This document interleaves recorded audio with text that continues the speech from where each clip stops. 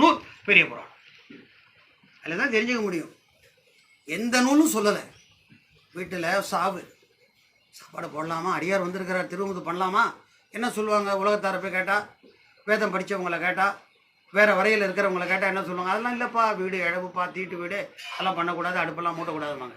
பெரிய புராணம் சொல்லணும். வந்திருக்கிற ஒரு அடியார் வந்தால் அது திருவிளங்கும் மனை, இழவு வீடு அல்ல, திருவிளங்கும் மனை, திருமுது பண்ணலாம். பண்ணியிருக்காங்களா? பண்ணியிருக்காங்க. யார்? அப்பூதியார், சிறுத்தொண்ட நாயனார், கடரை ஏர்கோன் கலிக்காமருடைய தேவி, மானக்கஞ்சாரர் திருமகளார், வரலாறு அடிக்கிக்கிட்டே போகலாம்.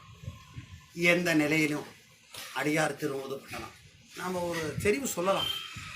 அடியவருக்கு திருமுது பண்ணுறதுக்கு சமமான ஒரு பூஜை இன்னும் கண்டுபிடிக்கப்படலை. பூஜையில் சிறந்தது சிவபூஜை, சிவபூஜையில் சிறந்தது அடியார் பூஜை, அடியார் பூஜையில் சிறந்தது அன்னம்பாலிக்கின்ற மாகேஸ்வர பூஜை. அதுக்கு மேலே பூஜை இன்னும் கண்டுபிடிக்கலை சிவத்தில்.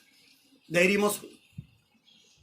விளக்கங்களெல்லாம் நிறையா சொல்லலாம். இன்றைக்கு ஒரு தொடக்க நாளாக இருப்பதனாலே ஒரு சிறிய அளவிலே இந்த நாய், ஒன்றும் தெரியாத ஊர் நாயினும் கெட்டவனாகிய புழுத்த இழிந்த பிறவியாக அடியேன் இந்த சிறு அளவிலே முடித்துக் கொள்கிறேன்.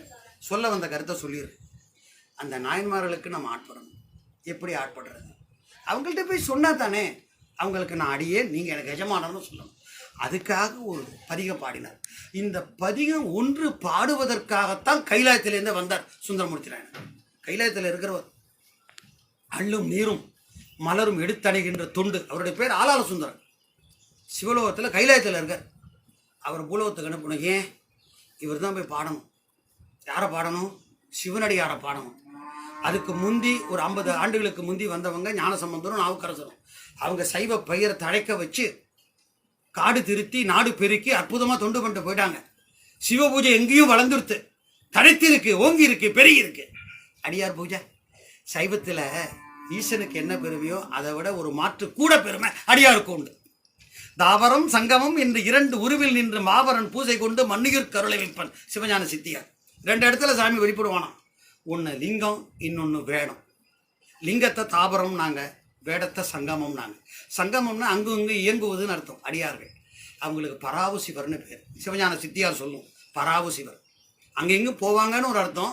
நம்மால் பரவப்படுகின்ற சிவர். பரவப்படுதல்னா துதிக்கப்படுதல், தொழப்படும் சிவர் என்று ஒரு பொருள். திருமந்திரம் சொல்லும் நடமாடும் கோயில். சாமி உள்ளே உட்காந்துருப்பான். அவன் மூலவன். அவனுடைய உற்சவ மூர்த்தியை வெளியில் வந்து அருள் பண்ணுறது யார் தெரியுமா? சிவனடியார். என்ன பெருமைன்னு சொல்ல முடியாது. பெரிய புராணம்